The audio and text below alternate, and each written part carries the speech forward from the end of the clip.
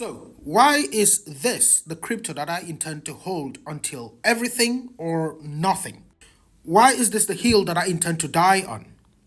This video may be long because I can't explain this in a minute. It's meant to inform you. We'll talk about some reasons here. If you don't have the time, make sure to save it here or like it so that you can watch it later. The first and the most important reason is from the investor perspective, like how much can I make compared to what I can lose. So say I put in $1,000 right here. The current price is about 3 cents, and that's not really anything compared to my entire portfolio. But say I put in 1,000 right here and I'm willing to lose it completely. That can go to zero. Yeah, I'm fine with that. But how much can I make if we are right about this? How much could that actually balloon to? Well, let's just look at Filecoin's all-time high in the previous bull market. We are using Filecoin because they are in the same sector or same category. Yeah? Its all-time high was $237. Compared to this, it would mean a 677x. That's $677,000 that I could potentially make, meaning I'm already excited as an investor.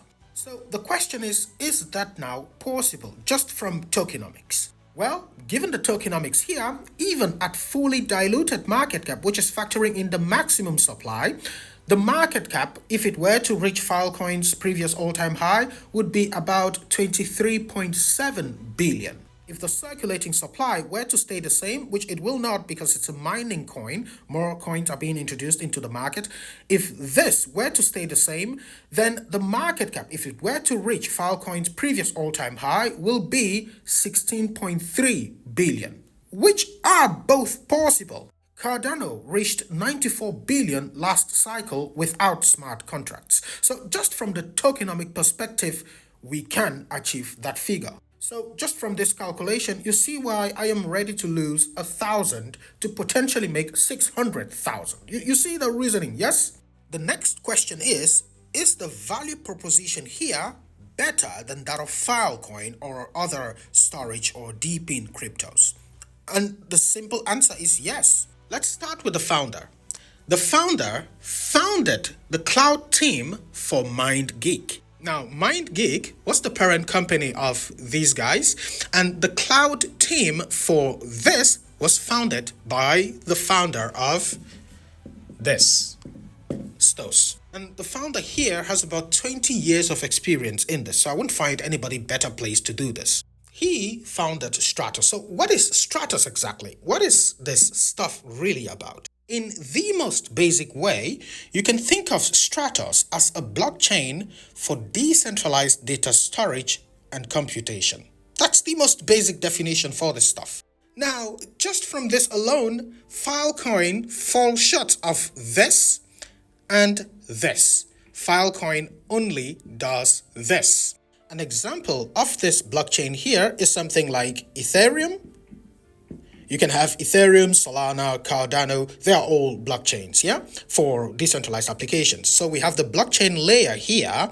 We have the storage layer here. And an example of that is something like Filecoin. So we have File here as an example of this. And then for the computation part, we can actually draw an example of Google Cloud Compute or AWS EC2. Now, Stratos is actually split into 3 main layers. And that's a very big reason why we must include this, because it's one of the reasons why I'm actually in this. You guys know I like to ask many questions and I like to critique things, but this is what got me about this project. So it is split into the value layer, the resource layer, and the meta layer. And these layers have their own consensus mechanisms and functions. And honestly, this is the genius behind this thing. The value layer is responsible for blockchain and smart contracts. The resource layer is responsible for storage and computation. And the meta layer is responsible for metadata and data routing. Now, on the value layer here, you can stake tokens, which is why it's proof of stake, much like Ethereum right now, yeah? So you can stake tokens to validate the blockchain or decentralized applications. On the resource layer, you can mine, much like you do on Filecoin. But there's a very big difference there, which we'll talk about in a minute. But the key point there is the proof of traffic consensus mechanism. On the mining layer, there is no mining. This is just for trusted validators only. And this meta layer coordinates everything on the network. So this resource layer is similar to the entire Filecoin thing, just one layer. But the key difference there is the consensus mechanism of proof of traffic. So what Filecoin uses is proof of replication and proof of spacetime. But the problem with this is that miners just have to prove that they have high storage capacity and prove that they are storing much data over time, and then they get rewarded. In fact, until 2021 to 2022, miners on Filecoin were sealing about 97% of just random data and they were getting rewarded. Only 3% of the data were client deals. Then, by mid 2022, they tried to fix the problem by boosting the rewards for real or useful data, and that left from about 3% to about 29%. Now, Stratos only pays for the useful data, which is why it's proof of traffic. Now, let's talk about the trilemma problem. How does Stratos work through the blockchain trilemma? So, in the blockchain trilemma, as we've talked about, if you want to be decentralized and secure, you have to compromise scalability. If you want to be decentralized and scalable, you have to compromise security. And if you want to be secure and scalable, you have to compromise decentralization. Stratos is a decentralized network, yeah? At least that's the main idea behind it. Now, it also must be secure because you can't go store your data in some network that is not secure. So these two are a must for Stratos. So how does it deal with this? Well, it all comes down to its tri-layer design. We just spoke about this, yes? And if you were listening carefully, you would have already seen it coming. Because these layers all have different consensus mechanisms, they ensure these sort of separately, but working together. So the proof of stake here ensures decentralization and security, like Ethereum, and the proof of traffic ensures scalability, perhaps infinite storage here and compute.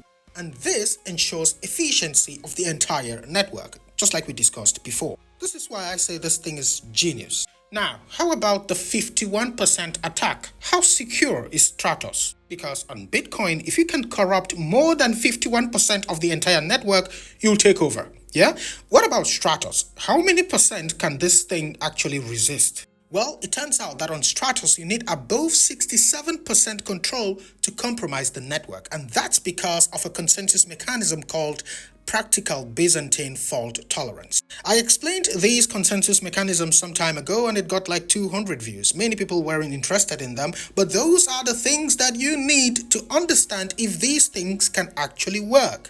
Now that we sort of sidestepped the trilemma problem, it brings us to about 2,500 transactions per second and a theoretical reach of 10,000 transactions per second. Just for reference, Ethereum is somewhere around 15 to 30 transactions per second, by the way, and that's using layer 2 scaling solutions. And all of this is just a preamble of this Stratos thing. It took me like 2 weeks to fully research it. The white paper alone is like 40 pages.